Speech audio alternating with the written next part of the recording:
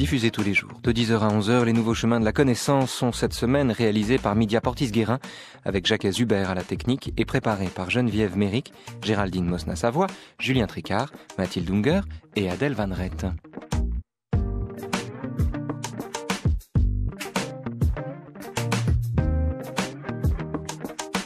Adèle qui recevra le psychanalyste Serge Tisseron tout à l'heure pour vous parler d'empathie dans le journal des Nouveaux Chemins.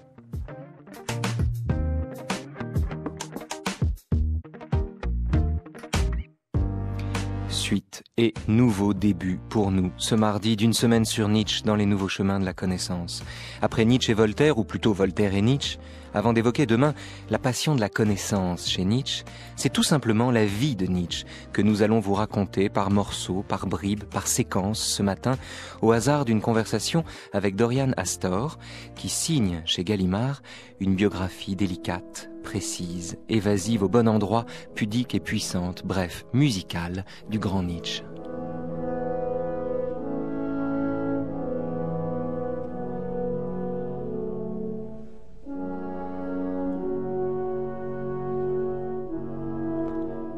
La notion de révélation, si l'on entend par là que tout à coup, avec une sûreté et une finesse indicibles, quelque chose devient visible, audible, quelque chose qui vous ébranle au plus intime de vous-même, vous bouleverse, cette notion décrit tout simplement un état de fait.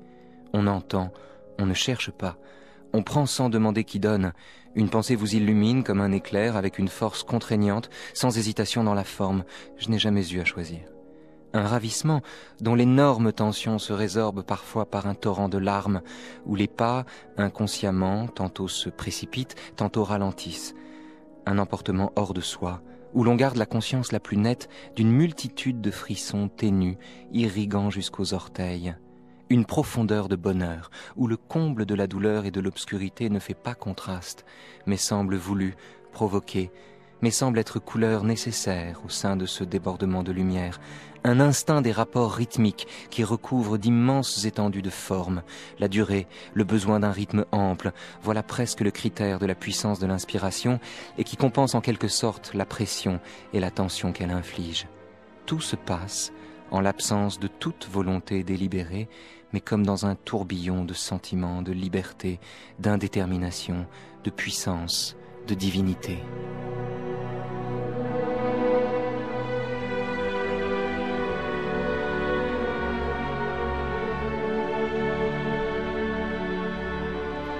Bonjour Dorian Astor. Bonjour. Bonjour, vous êtes à Berlin et nous sommes à Paris et c'est une joie de vous accueillir en un sens pour parler de Nietzsche. Nietzsche dont votre biographie, dont la biographie que vous lui consacrez est à paraître bientôt chez Gallimard. Et je le dis d'emblée, c'est un livre remarquable. Je n'avais rien lu de mieux sur Nietzsche depuis le texte de Daniel Halévy et je suis donc d'autant plus heureux de parcourir un tout petit peu des morceaux de son existence en votre compagnie. Première chose, Dorian Astor, faut-il parler de Nietzsche comme d'un philosophe ou comme d'un musicien ? Pour répondre à cette question, il faudrait savoir si on peut parler de la philosophie comme musique. À la lecture du texte qu'on vient d'entendre, ce texte que vous venez de lire, il y a évidemment une dimension musicale à la pensée, une dimension rythmique, une dimension physiologique, un certain type de résonance et d'harmonie. Il se trouve que les thèmes au sens musical d'une pensée se développent, s'entremêlent d'une manière qu'on pourrait appeler musicale. C'est particulièrement vrai en ce qui concerne Nietzsche, dont on se dit quand on le lit qu'il y a une cohérence souterraine à son propos, et cette cohérence n'est pas manifeste d'emblée. Et puis un jour, elle se déploie comme une petite phrase, comme une mélodie finalement qu'on retrouve ou qu'on reconnaît. Exactement, c'est ce qui se passe à la lecture de Nietzsche, c'est ce qui se passe aussi dans le travail de Nietzsche lui-même. On l'entend bien dans le texte. Le travail de la pensée chez Nietzsche est souterrain et tout d'un coup, eh bien, il advient. Et c'est tout ce travail inconscient de la pensée qui tout d'un coup explose à la surface de la conscience, qui permet à Nietzsche à proprement parler, de voir un certain nombre de connaissances, d'être initié à un certain nombre de connaissances. C'est ce qu'il appelle la révélation. Classant les choses, dit-il, selon les degrés de plaisir qu'elles me donnent, je mets tout en haut l'improvisation musicale, à un moment heureux. Peut-être faut-il ne pas être dupe de la notion d'improvisation, comme chez Nietzsche d'ailleurs de la notion de chaos. Nietzsche ne fait pas l'apologie d'une pensée capricieuse au fond, volage, qui, sanctifiant son propre génie, prendrait ses intuitions pour autant de perles et se laisserait aller. L'éloge qu'il fait de l'improvisation, le regard sans pitié qu'il porte sur le chaos de l'existence, n'en débouche pas moins sur une apologie de la rigueur, la plus extrême et du plus grand classicisme. Absolument. Son modèle est un modèle classique, son modèle d'écriture est goethéen, c'est-à-dire la liberté par la contrainte. En ce qui concerne l'improvisation, le texte que vous citez est un texte qu'il n'a pas publié, et à la même époque, dans Humain trop humain, il dit que l'improvisation musicale est le degré le plus bas de l'expression artistique, et qu'il faut travailler et sans cesse remettre le métier... L'ouvrage sur le métier. L'ouvrage sur le métier, 20 métier. fois, et encore c'est peu dire. Chez Nietzsche, cette pensée cohérente va pourtant de décapitation en décapitation, certains diront de parricide en parricide. On a entendu Tannhäuser au début de cette émission. Nietzsche, à l'instant où il écrit le texte que j'ai lu au début de cette émission, c'est à la fin de sa vie, enfin la fin de sa vie consciente, c'est dans Ecce Homo, mais au début de sa vie, disons les années 70, au début de sa vie intellectuelle, Nietzsche est profondément, intimement, profondément wagnérien. Et il faut, dans l'histoire de sa vie, en venir à cet amour de jeunesse et au dépit qu'il a suivi, Dorian Astor. Oui, le développement de la pensée de Nietzsche est une succession de phénomènes d'extirpation. C'est-à-dire que précisément parce que la pensée travaille de manière souterraine, inconsciente, elle exprime des instincts et que tout d'un coup elle explose, eh bien il va falloir faire quelque chose de cette pensée-là, la remettre sur le métier et retravailler sans cesse cet instinct dont il faudra vraisemblablement se méfier, et que ce soit qu'il s'agisse de Schopenhauer et plus encore, plus violemment encore de Wagner, la passion de Nietzsche pour Wagner est le plus grand danger pour la pensée de Nietzsche. Nietzsche a toujours considéré Wagner comme son plus grand danger. C'est un danger, d'ailleurs, on l'a rapidement évoqué hier, en évoquant, c'est une lettre que j'ai découverte en vous lisant, en lisant votre biographie, on a rapidement évoqué l'unique, peut-être, occurrence objectivement antisémite dans l'œuvre de Nietzsche, qui est une lettre à Wagner, comme il se doit.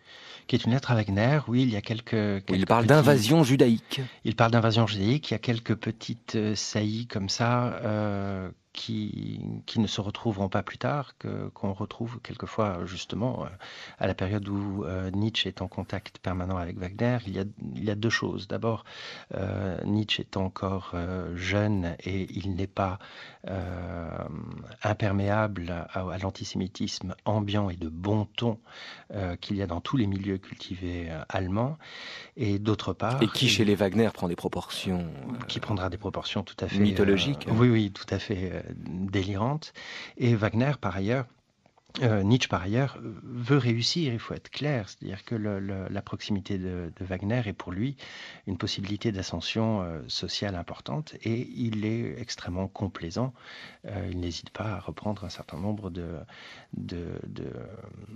préjugés exprimés par Wagner. Il y a un cas très intéressant, c'est dans un petit texte du début de l'année 1870 qui s'appelle Socrate et la tragédie. Dans son brouillon, il parle le brouillon de la naissance de la tragédie, au fond. Oui, voilà. Socrate et la tragédie est une conférence dont la matière sera reprise pour la naissance de la tragédie.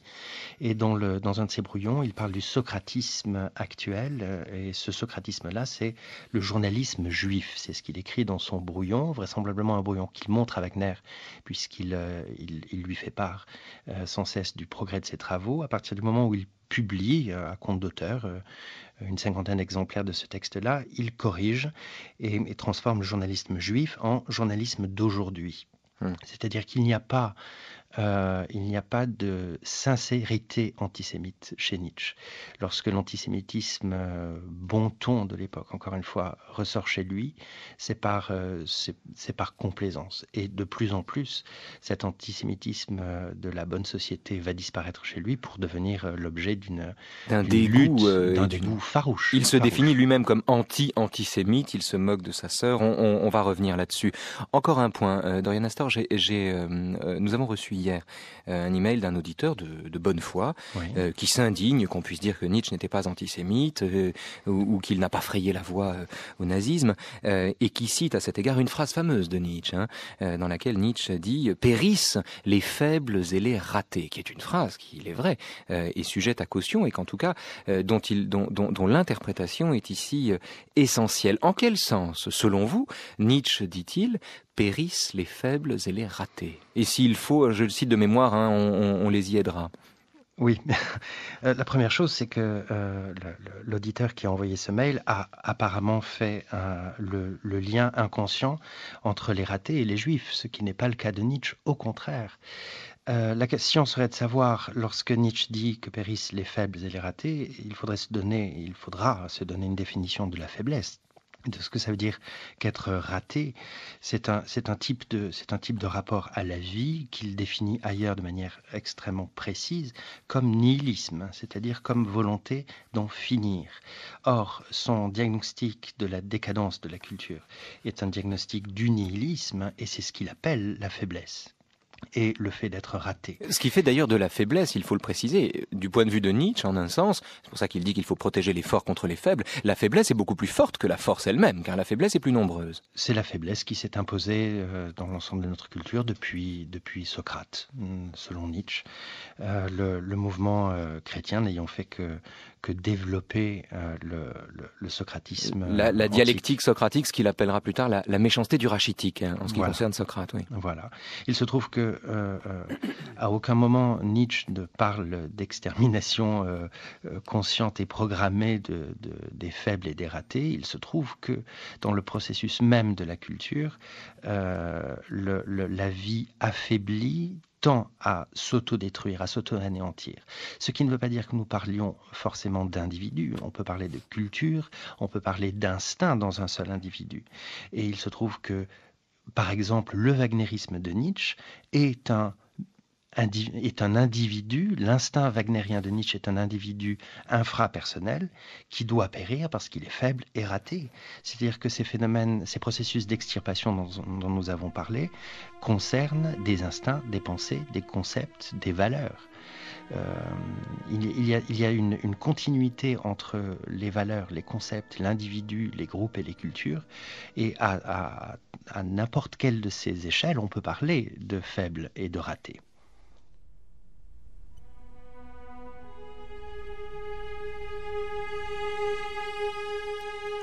Lorsqu'en ce jour de mai 1872, la première pierre eut été posée sur la colline de Bayreuth par une pluie battante et sous un ciel assombri, Wagner regagna la ville en voiture avec quelques-uns d'entre nous.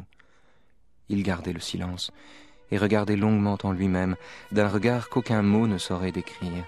Il entrait ce jour-là dans sa 60e année. Tout ce qui avait précédé était la préparation de ce moment. Mais ce que ce jour-là Wagner contemplait intérieurement, comment il est devenu ce qu'il est, ce qu'il sera, nous pouvons le suivre avec lui, nous, ses proches, jusqu'à un certain point. Et seul ce regard wagnérien nous permettra de comprendre son haut fait, afin que, fort de cette compréhension, nous nous portions garant de sa fécondité.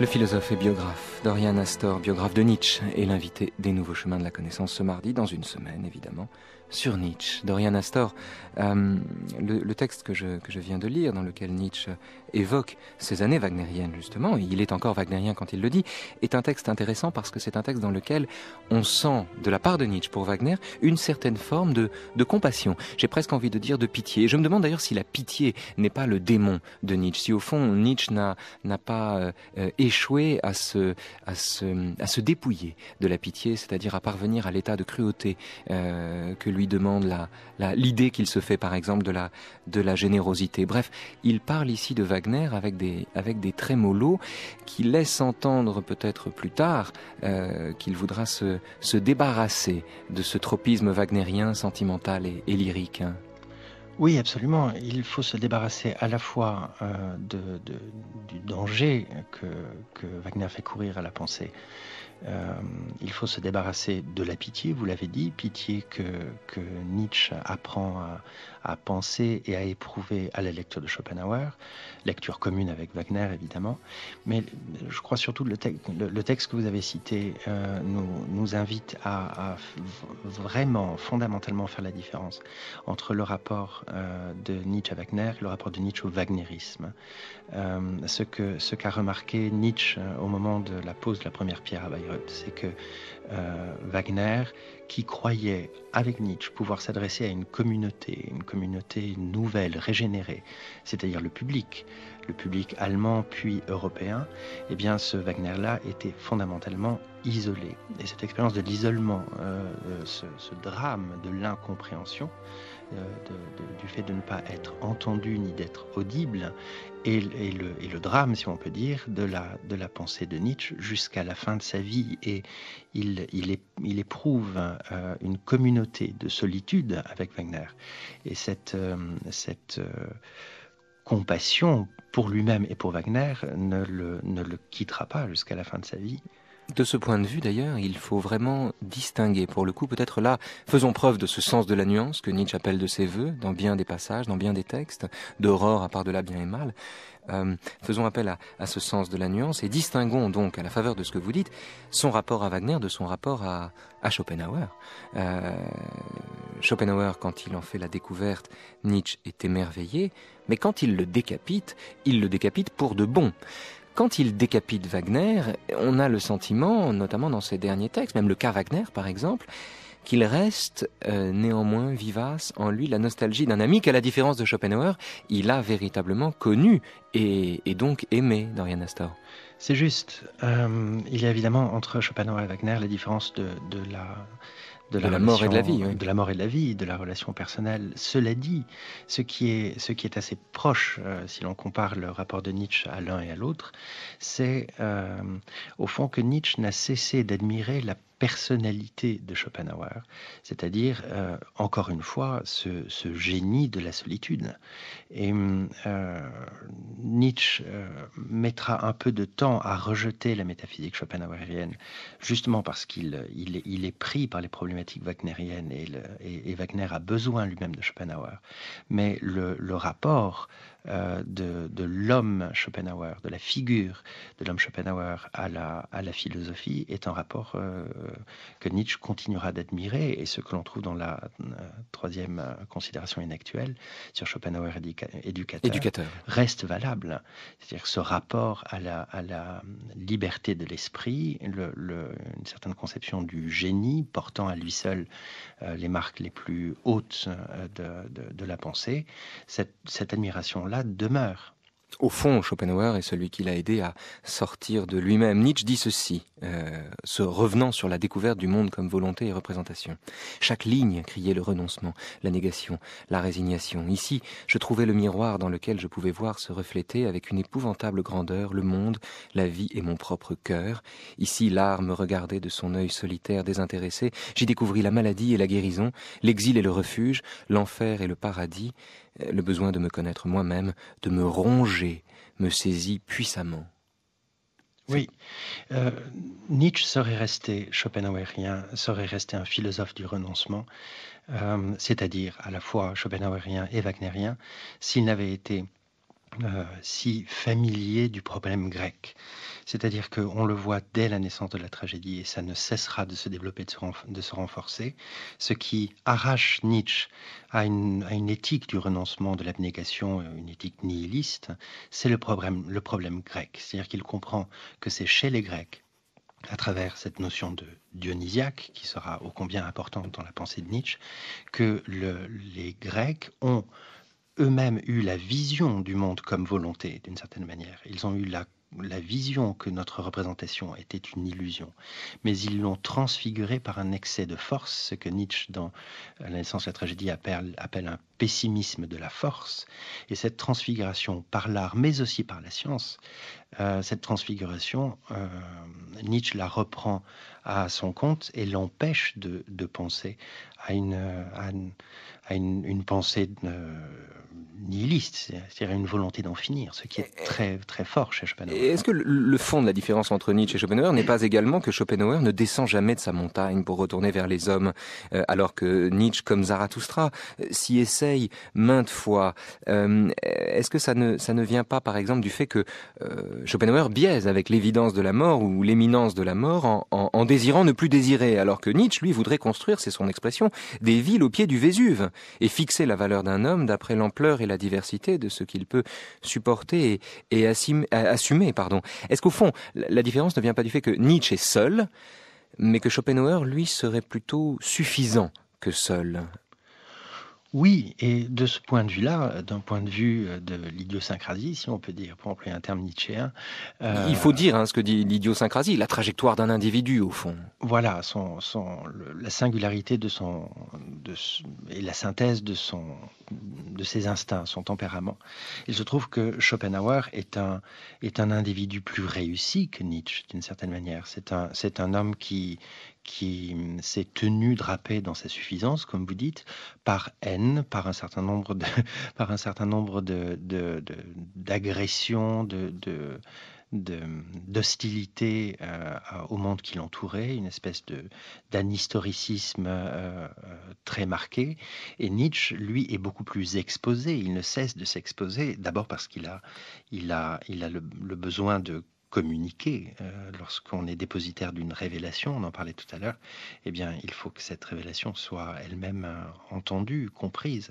Et d'autre part, parce qu'il a une volonté très concrète de réforme de la culture. Ça commence par une réforme de l'enseignement, une réforme des arts et de l'éducation d'un public autour de Wagner, mais ce sera de manière très, très radicale une réforme de la culture.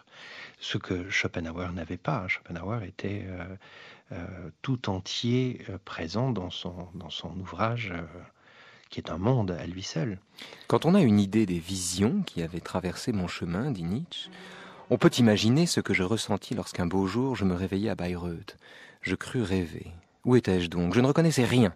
C'est à peine si je reconnaissais Wagner lui-même. Je feuilletais en vain mes souvenirs. Tripschen, une lointaine île des bienheureux, pas l'ombre d'une ressemblance.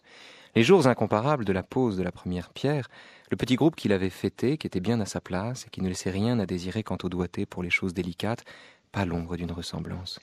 Que s'était-il passé? On avait traduit Wagner en allemand. Le wagnérien l'avait emporté sur Wagner. L'art allemand, le maître allemand, la bière allemande. Nous autres, qui ne savons que trop bien quels artistes raffinés, quel cosmopolitisme de l'esprit il faut pour entendre l'art de Wagner, nous étions hors de nous de retrouver Wagner affublé de vertus allemandes. Pauvre Wagner, où était-il tombé? Si encore il était tombé parmi les pourceaux, mais parmi les Allemands.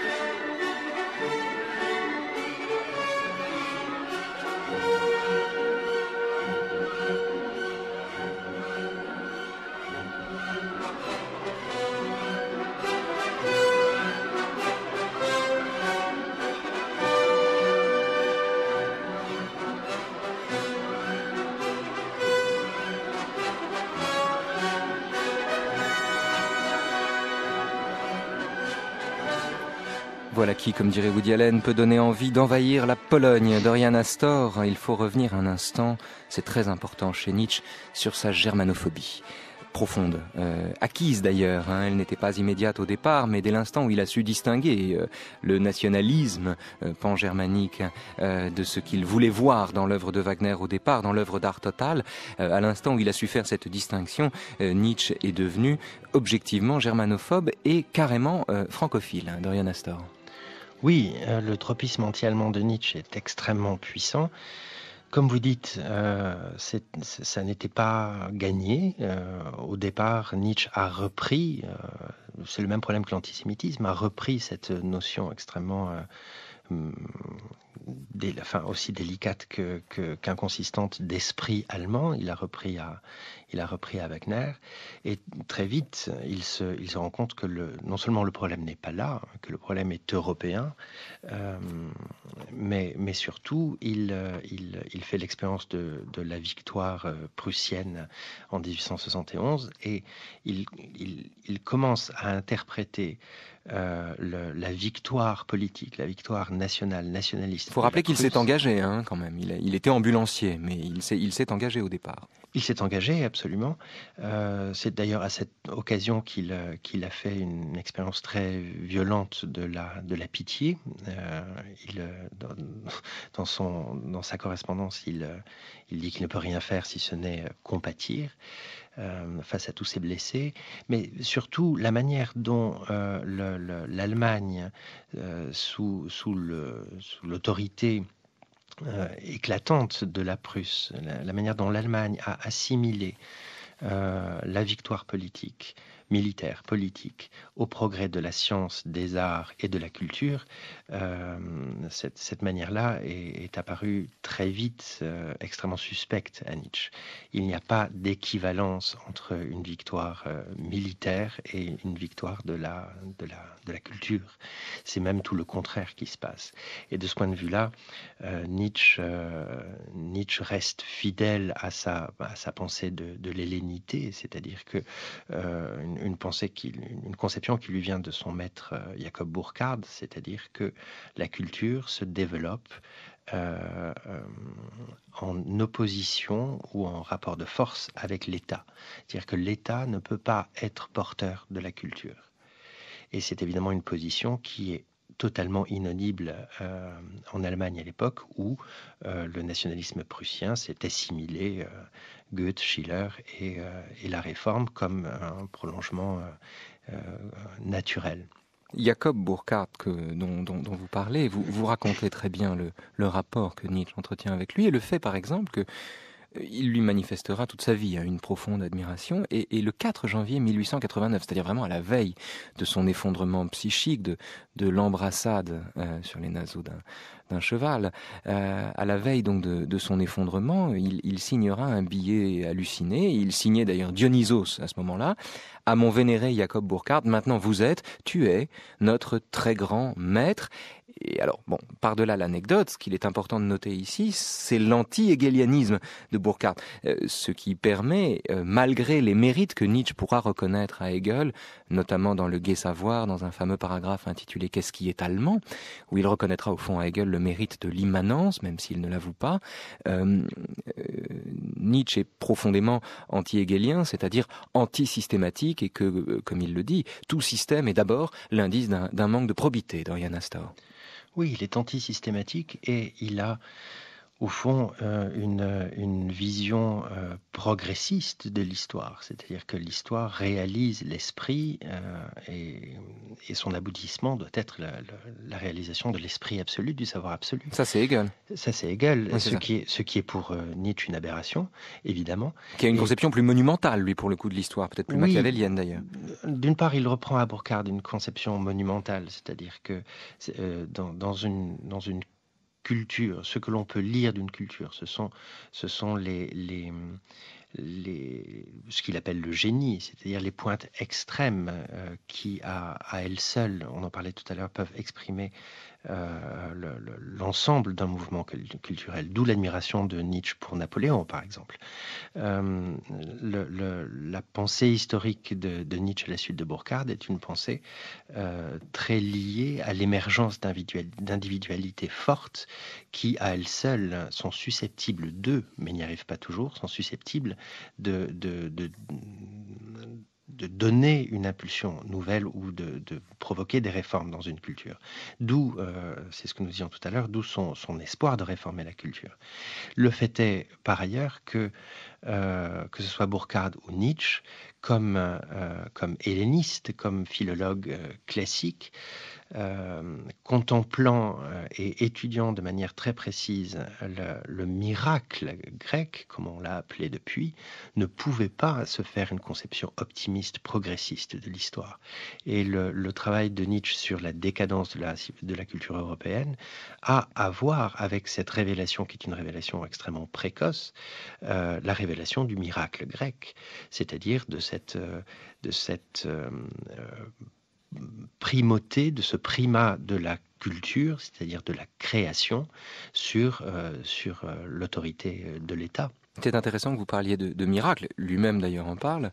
C'est une expression que Hannah Arendt, elle reprendra à son compte pour parler de la liberté, de l'action dans la cité, de l'aptitude à agir avec la même nécessité qu'on existe. Et Hannah Arendt, pour qualifier le courage ou la liberté, explique que l'enjeu est de faire durer la naissance. Et je me demande si une telle expression ne s'applique pas à Nietzsche deux fois, à la fois à sa conception de l'histoire et en même temps au statut qu'il accorde à l'enfance dont il fait la métaphore par excellence de l'innocence du devenir, c'est-à-dire le point d'aboutissement de la sagesse.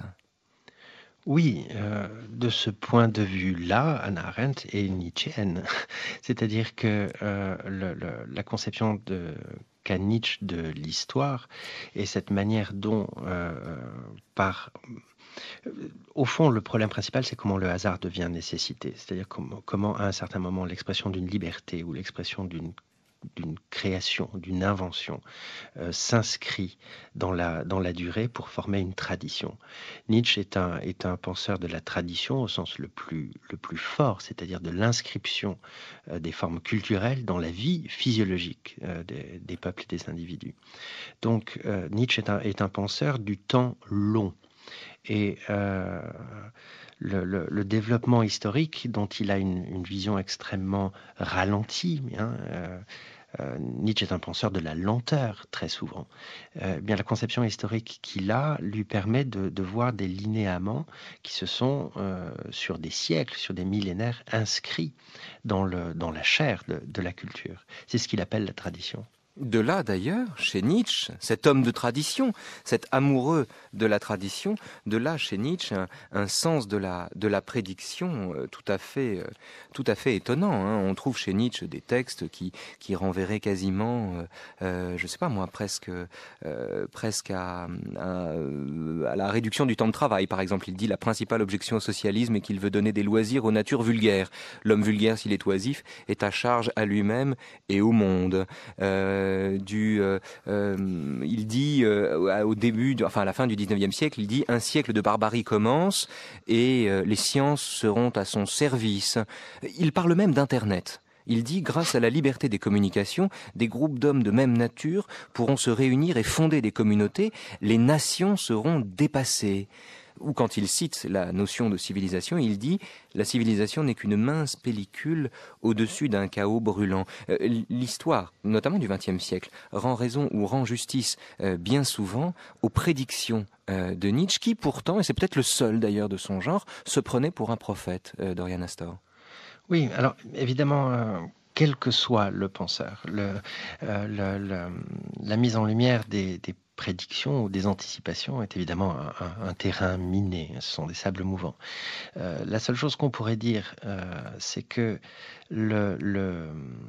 cette impression de prophétisme que nous avons chez Nietzsche quand nous le lisons un siècle plus tard, cette impression-là est liée justement au type de temporalité qui sous-tend tout son travail interprétatif. Nous parlions à l'instant de la lenteur. C'est-à-dire que si Nietzsche peut écrire des phrases qui nous semblent aujourd'hui s'être réalisées, comme si il s'était agi de prophéties, c'est qu'en réalité, ces phénomènes-là, d'un point de vue culturel, étaient déjà présents. Et au fond, la seule chose qui nous importe chez les philosophes, c'est de savoir comment et sous quelles conditions leurs problèmes peuvent être les nôtres. Il ne s'agit pas de les actualiser, il ne s'agit pas de savoir si tel ou tel philosophe peut être utile aujourd'hui. Il n'y a pas d'utilitarisme des pensées du passé. En revanche, Nietzsche est celui d'ailleurs qui permettrait de critiquer la question de savoir à quoi sert la philosophie, mais on en reparlera cette oui, semaine. absolument. En tout cas, ce qui est frappant, c'est que la manière même, l'entreprise généalogique de la critique de Nietzsche oblige à penser les problèmes qui sont évoqués comme encore les nôtres. Et dans cette mesure-là, évidemment, en lisant Nietzsche, nous nous trouvons confrontés à des problèmes d'actualité. Au fond, c'est pas la pensée magique, c'est la magie de la pensée. C'est une aptitude à scanner son époque au point d'y voir ce qu'elle porte en germe. On n'est pas chez Nostradamus, on est juste devant un homme qui a un microscope et un télescope à la fois, qui voit les choses d'en haut et de très près. Absolument, et c'est un homme qui nous dit que ce qui se passe à l'époque de Socrate et d'Euripide, c'est encore notre problème. Nous sommes dans la même décadence que cette décadence qui s'est initiée avec le socratisme. C'est un homme qui nous dit que le problème du judaïsme antique et de la morale développée par le judaïsme antique est encore notre problème. Donc cette pensée du temps long nous installe dans un horizon où nous sommes sans cesse sollicités à nouveau et encore. Nous oublions facilement qu'aux yeux des étrangers qui nous voient pour la première fois, nous sommes tout autre chose que ce que nous pensons être nous-mêmes. Et généralement, nous ne sommes rien de plus qu'une particularité qui saute aux yeux et détermine l'impression d'ensemble. Ainsi, le plus doux et le plus équitable des hommes n'a qu'à porter une grosse moustache, et il pourra en quelque sorte s'asseoir à son ombre et s'y asseoir en paix.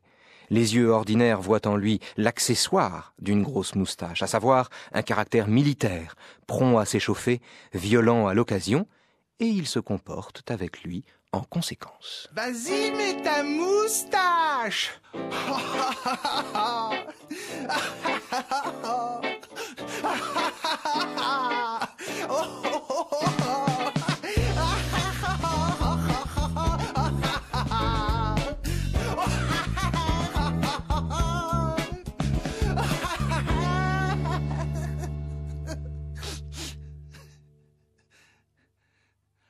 Enlève ta moustache. Dorian Astor, ce texte sur la moustache qu'on trouve dans Aurore, là encore, je vous dois de l'avoir découvert, façon de confesser que je n'avais pas lu Aurore en entier. Deux choses. D'abord, à quoi tient chez Nietzsche cette façon qu'il a de parler de lui au pluriel? Est-ce un pluriel de majesté, ou bien tout simplement le fait de prendre acte du fait qu'il est une pluralité en lui-même, comme tout homme, une pluralité indûment recouverte par la première personne du singulier, donc peut-être la première personne du pluriel est-elle plus apte à restituer cette pluralité. Et deuxièmement, est-ce qu'il ne se sert pas de sa moustache énorme, volumineuse, proéminente, cette moustache qui d'un quart d'heure en tout lieu le précède, comme d'un masque, au sens où tout ce qui est profond chez Nietzsche aime le masque, aime à se cacher?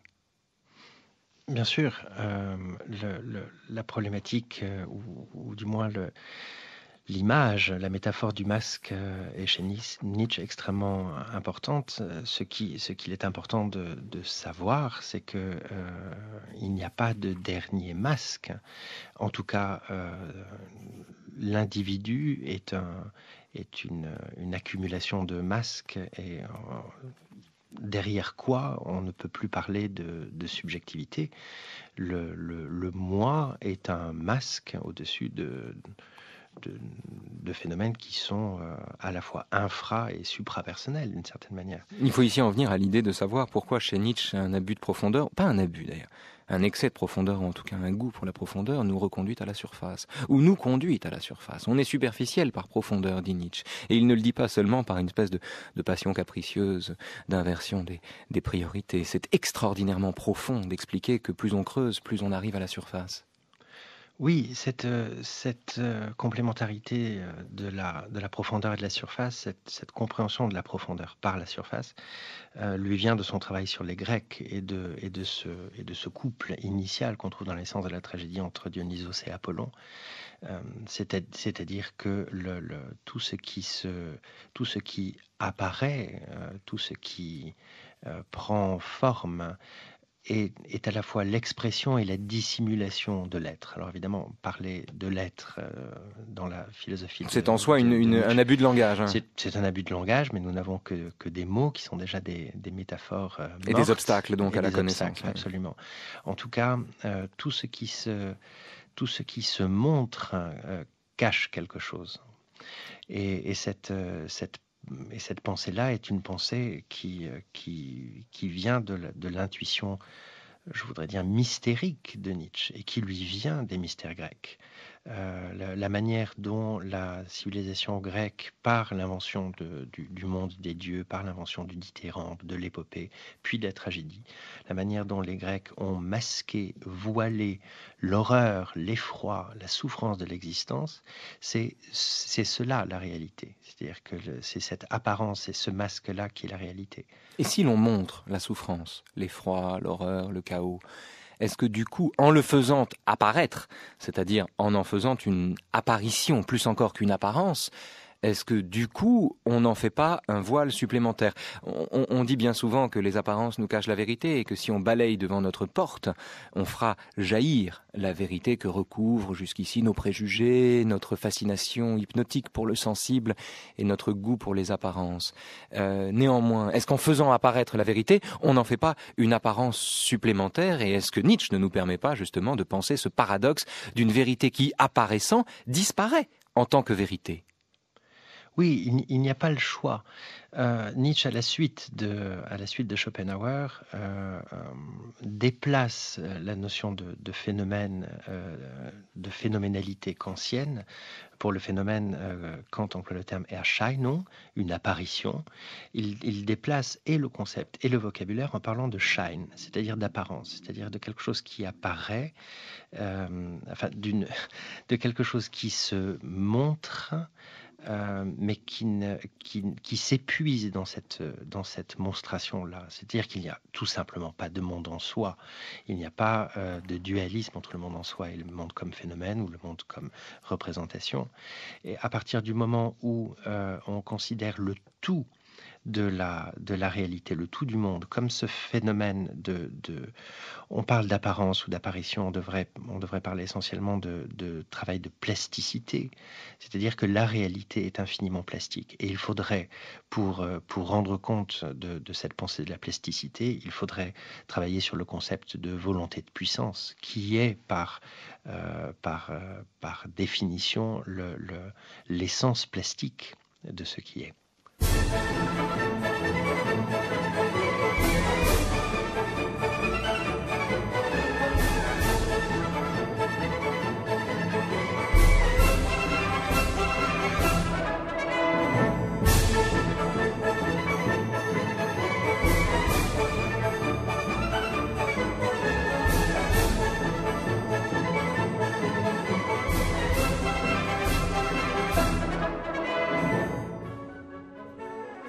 Hurrah, ami, et eut de nouveau la révélation d'une belle œuvre, un opéra de Georges Bizet. Mais qui est-ce ? Carmen. Cela s'écoutait comme une nouvelle de Mérimée, spirituelle, forte, émouvante par endroits, un talent authentiquement français d'opéra comique, nullement désorienté par Wagner.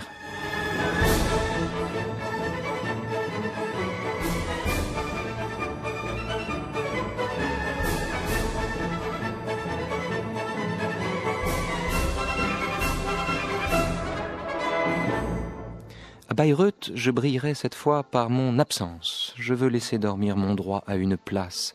Soit dit en confidence, je préférerais écouter plaisanterie, ruse et vengeance plutôt que Parsifal.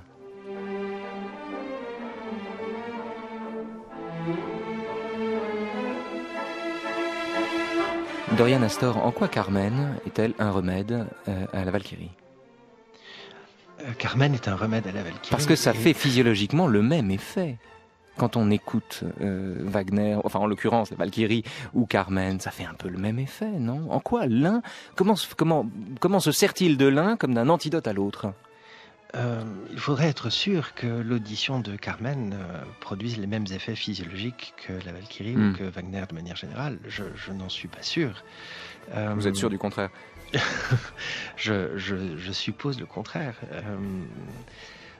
Je crois même qu'on peut dire on expérimente cette différence. Il y a de plus en plus avec le temps chez Nietzsche un jugement esthétique en fonction de la physiologie.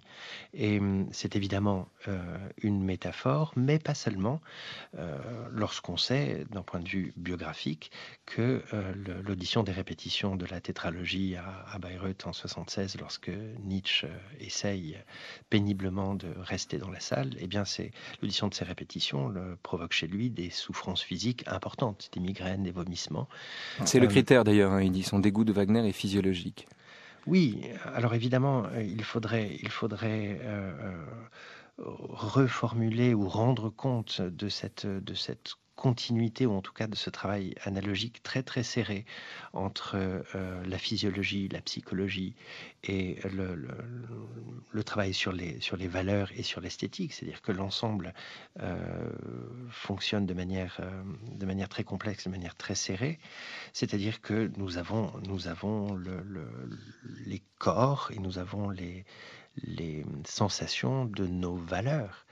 Et Wagner est ce grand magicien qui, par la musique, est capable de transformer les corps, mais de transformer les corps, de les affaiblir, de les hypnotiser, de les anesthésier, c'est-à-dire de transmettre, d'inoculer cette volonté d'en finir qui est le propre de son Wotan dans la tétralogie, par exemple. L'anesthésie wagnérienne marche à la grandiloquence. Est-ce que les termes de l'alternative ne sont pas d'un côté la grandiloquence mortifère wagnérienne et de l'autre côté la joie musicale malgré les douleurs de la vie, puisqu'au fond ce que raconte Carmen est une tragédie, mais on en sort ragaillardi.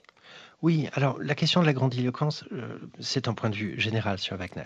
Je crois que l'accusation ou Le mot est de Nietzsche, hein, c'est pour ça que je l'emploie ici. Oui, la question c'est que ce n'est pas tant la chevauchée des Valkyries par exemple, ou bien l'énormité de l'orchestre qui est visée sous le terme de grandiloquence. En réalité, ce qui est très intéressant dans l'analyse de la musique de Wagner par Nietzsche, c'est que Nietzsche dit une chose très juste, je crois, d'un point de vue musicologique. C'est-à-dire que le grand génie de Wagner, c'est l'art du détail.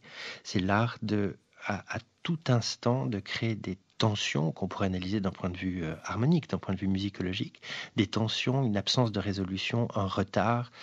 Ce sont, si vous me permettez l'expression, c'est un continuel coitus interruptus. Et c'est cela qui agace, irrite, exaspère le corps. On vient d'entendre l'ouverture de Carmen. Ceci est une musique grandiloquente, mais c'est une musique qui ne cherche pas à éprouver les nerfs, qui cherche au contraire à les exalter, à les faire exulter. Et c'est très différent. Je crois qu'un auditeur de Wagner et un auditeur de Bizet ressent physiquement cette différence, qui ne veut pas dire que les plaisirs wagnériens ne soient pas des délices infinis. C'est bien le problème. Ou interrompu. Votre coitus interruptus me fait penser qu'il y a une grande absente de cette émission, c'est Lou. On n'en a pas parlé. Je sens en vous, dit Nietzsche à Lou, les élans de l'âme supérieure. Je n'aime rien d'autre en vous que ces élans.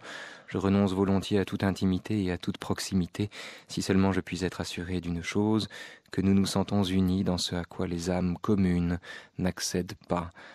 Un petit mot sur Lou, de la même manière qu'il la demande en mariage, alors que pour lui se marier, c'est quand même s'établir menteur quelque part, alors qu'il a toujours voulu se marier d'ailleurs. De la même manière qu'il la demande en mariage, il sublime l'amour qu'il lui porte, ou en tout cas il tente de le sublimer pour remédier au deuil qu'elle lui inflige.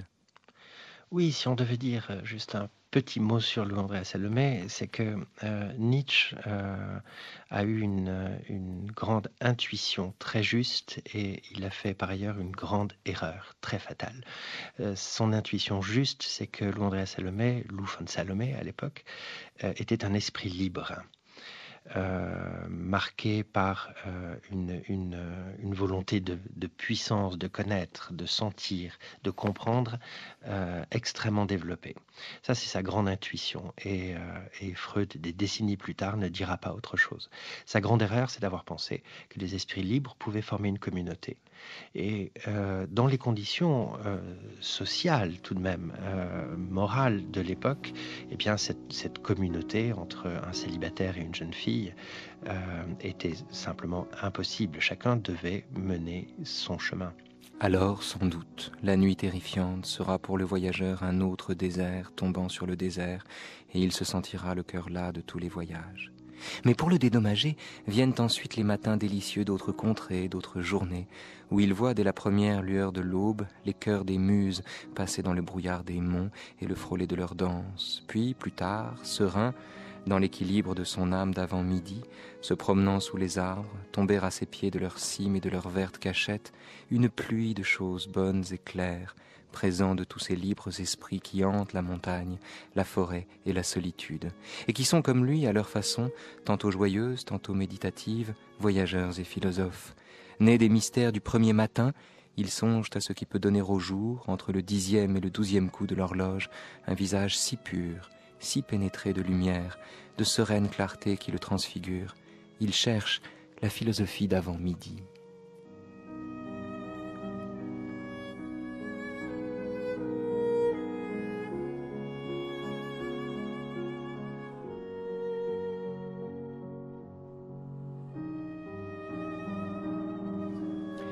« 10h50 sur France Culture. C'est l'heure de la philosophie d'avant-midi avec Adèle Van Rett. Bonjour Adèle. Bonjour Raphaël.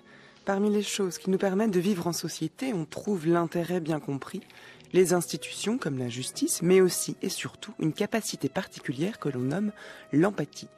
Or, comme toutes les capacités humaines, l'empathie est difficile à cerner, à décrire et à comprendre. Comment parler d'empathie sans pathos, c'est le sujet du jour.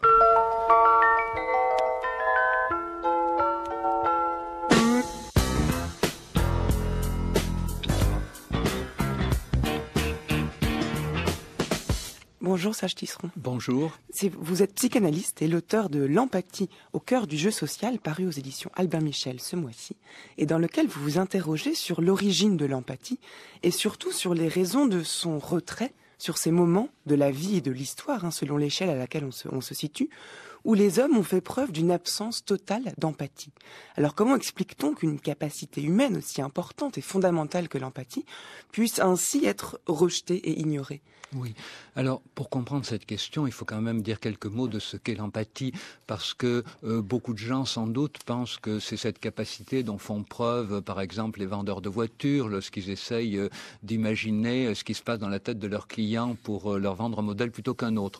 Non, ça, c'est la capacité d'identification. C'est le fait de pouvoir se représenter ce qui se passe dans la tête de l'autre, alors sur le plan des pensées, et puis sur le plan aussi des émotions. L'empathie, elle nécessite une autre dimension essentielle qu'est la reconnaissance, c'est-à-dire le fait d'accepter une réciprocité, le fait d'accepter que l'autre soit comme moi, que l'autre puisse aussi me comprendre comme je le comprends. Et vous voyez que cette reconnaissance, elle va passer par les gestes expressifs, le fait de se regarder, de se sourire, les mimiques, toutes les attitudes qui fondent justement la vie sociale. Alors, si on en vient à cette question que vous posiez tout à l'heure, qui est la question fondamentale de l'empathie, qu'est-ce qui fait que l'être humain soit capable à la fois d'une empathie extraordinairement nuancée, subtile, et en même temps capable de retirer son empathie? Eh bien, on voit bien que c'est lorsque justement l'identification va prendre toute la place et la reconnaissance ne va plus en avoir aucune. C'est-à-dire que c'est ce qui va se passer lorsque quelqu'un va refuser à une autre personne sa qualité d'être humain, sa qualité d'alter ego. Et ce que j'essaye d'expliquer dans mon livre, c'est que pour comprendre cela, il faut bien avoir à l'esprit que si on manipule les autres, c'est pas parce qu'on leur retire leur statut d'être humain. C'est dans le sens contraire que ça se passe. C'est-à-dire que c'est parce qu'on a le désir de manipuler les autres qu'on leur retire la qualité d'être humain. Ce qui fait que le grand ennemi de l'empathie, c'est quoi? C'est le désir d'emprise. C'est le fait de contrôler autrui. Alors le désir d'emprise, c'est en même temps quelque chose de formidable. C'est ce qui nous permet de contrôler la matière, les objets, le monde inanimé. Si aujourd'hui on peut se parler comme on le fait dans un studio et que des tas de gens peuvent nous entendre, c'est parce que l'être humain, depuis les origines, essaye de maîtriser la matière. Le problème, c'est lorsque l'être humain confond la matière et l'humain, c'est-à-dire qu'il ne va plus seulement chercher à maîtriser la matière, mais à contrôler l'humain. Et c'est vrai que si vous voulez contrôler l'humain, la première chose à faire, c'est de lui retirer sa capacité, c'est de retirer son statut d'humain. Et à ce moment-là, vous n'avez pas d'état d'âme, vous pouvez le traiter comme un objet. Restons un instant sur ce que vous avez dit de l'empathie au début, lorsque vous avez commencé à définir ce qu'était l'empathie. Vous écrivez que l'empathie affective comporte 3 étages. Alors peut-être que j'aimerais que vous présentiez ces 3 étages pour montrer à quel point ce concept même d'empathie est beaucoup plus riche que ce qu'on peut penser. Alors j'en ai évoqué 2. Le premier, c'est l'identification, c'est-à-dire le fait de pouvoir se représenter à la place de l'autre. Alors on ne se met jamais évidemment totalement à la place de l'autre. Ça, c'est une très mauvaise manière de voir l'empathie. Mais on peut quand même avoir une idée de ce qui se passe dans l'esprit de l'autre et on peut avoir une idée de ce qu'il peut ressentir. Alors, le second niveau, c'est la reconnaissance. Et d'ailleurs, il y a un film extraordinaire qui montre bien qu'il peut y avoir de l'identification sans reconnaissance. C'est la séquence du début du film Inglourious Basterds, où vous avez ce nazi de Tarantino. Vous avez ce nazi qui a une extraordinaire capacité à pouvoir se représenter ce qu'il y a dans la tête des Juifs. Donc, il peut comprendre là où il se cache, alors qu'il nous dit dans le film que ses collègues nazis n'y arrivent pas parce qu'ils se prennent pour des aigles. Lui aurait la capacité de se prendre pour un rat. Il nous dit que les Juifs étant des rats, il se prend pour un rat, il les comprend. Et du coup, il devine où ils sont cachés. Et dès qu'il l'a deviné, il n'y a aucune reconnaissance. Il ne cherche pas à les voir, il ne cherche pas à parler avec eux. Il les fait exécuter sans même savoir combien ils sont. Oui, ce qui donne lieu à une scène mémorable dans le film. Et donc le troisième étage, c'est ce que vous nommez le troisième niveau, c'est l'intersubjectivité. C'est-à-dire, c'est le fait d'accepter que autrui puisse m'informer sur moi-même de choses qui vont me permettre de me découvrir autrement que ce que je me vois moi-même. Donc c'est comme une empathie retournée où l'on accepte que l'autre puisse nous révéler à nous-mêmes. On accepte que l'autre puisse nous révéler à nous-mêmes. C'est un étage de plus que la reconnaissance. Parce que dans la reconnaissance, je reconnais que l'autre peut me deviner, peut me comprendre, mais pas forcément m'apporter quelque chose d'original sur moi. Dans l'intersubjectivité, à ce troisième niveau. Donc vous voyez, l'empathie est comme une pyramide. C'est-à-dire on a des relations d'identification avec des personnes, mais aussi avec des héros de cinéma, des héros de romans, même pourquoi pas avec des animaux. La reconnaissance, ça concerne les gens dont nous sommes proches physiquement, et l'intersubjectivité, ça concerne finalement assez peu de gens. C'est ceux auxquels nous faisons suffisamment confiance et que nous créditons suffisamment d'intérêt pour nous pour accepter l'idée qu'ils puissent nous apporter sur nous-mêmes des choses importantes. Et évidemment, l'idée, c'est d'élargir cette capacité d'empathie au plus grand nombre possible. Et aujourd'hui, on en a bien besoin. C'est pas la peine d'insister pour dire que tous les gouvernements européens sont tentés aujourd'hui par le fait de monter des communautés les unes contre les autres. Repli communautariste, on dit. Mais en fait, c'est quoi? Ça veut dire de retirer le bénéfice de son empathie du plus grand nombre pour le réduire à quelques personnes très proches. Mais ça, c'est évidemment une catastrophe. L'empathie doit être élargie, au contraire, au plus grand nombre. Merci beaucoup Serge Tisseron. Le titre de votre livre, c'est L'empathie au cœur du jeu social et on trouve ça aux éditions Albin Michel. Et Adèle, dans votre bibliothèque et la nôtre donc. Eh bien, je signale et salue la naissance d'une nouvelle collection aux éditions du Cerf, la jolie collection de l'abeille, qui se propose d'offrir la lecture gracieuse. Abeille comme une abbaye ou comme une abeille? D'une abeille, bzz. Ah oui. Voilà. Qui se propose d'offrir la lecture gracieuse d'une œuvre littéraire, spirituelle ou théologique, à travers la découverte d'un titre choisi au sein du corpus d'un auteur, un titre qui est beaucoup moins connu que le corpus lui-même. Les 4 titres qui lancent la collection et qui sortent ce mois-ci, on trouve parmi ces 4 titres le texte Mon secret de Pétrarque, lu par Denis Montebello, le texte La vie en Christ de Nicolas Cabasilas, suivi d'un commentaire de Daniel Coffini, La règle, un texte moins connu de Saint-Augustin présenté par Pierre Raffin, et Le pasteur d'Hermas passe par Philippe N. Alors la collection de l'abeille justifie son appellation par l'excellence de ses saveurs multiples qui se révèlent dans le secret de la lecture et le désir d'offrir à tout lecteur, qu'il manifeste l'appétit d'un lion ou celui d'un oiseau, de quoi se nourrir en goûtant ce qu'il lit. On l'aura compris, saveur et délicatesse sont de mise dans ses ouvrages, reçus dans cette ruche immense des écritures et des premiers textes des traditions juives et chrétiennes. Confrontés aux hôtes d'origines diverses qu'ils y rencontrent, des essaims d'auteurs prennent leur envol de génération en génération pour faire à leur tour leur propre miel. Allez donc butiner en toute liberté dans cette nouvelle collection. Les 4 premiers livres sortent ce mois-ci et plus précisément ce jeudi 20 janvier. C'est la collection de l'abeille et on trouve ça aux éditions du Cerf. Merci à tous. Nietzsche, l'empathie et la savoureuse théologie, c'était le miel du jour. Une émission que vous pouvez retrouver sur Internet où vous attendent le téléchargement des émissions de la semaine, l'écoute en ligne des émissions du mois ainsi qu'une bibliographie dont, évidemment, qui citera la biographie de Dorian Astor. Vraiment un excellent livre, empathique en diable, empathique en Nietzsche, nom de Dieu. Un texte à paraître le 10 février, souvenez-vous-en et offrez-le. Suite demain de cette semaine sur Nietzsche, on parlera de Passion de la connaissance avec Olivier Ponton qu'on a déjà reçu au Nouveau Chemin pour parler du Christ de Nietzsche et de l'éternel retour. À demain donc pour le retour et la suite de Nietzsche sur France Culture. Une citation enfin, c'est la citation d'une auditrice qui retourne une phrase de Nietzsche comme un gant. Elle dit « Sans la philosophie, la musique serait une erreur. Bravo Nirmel ».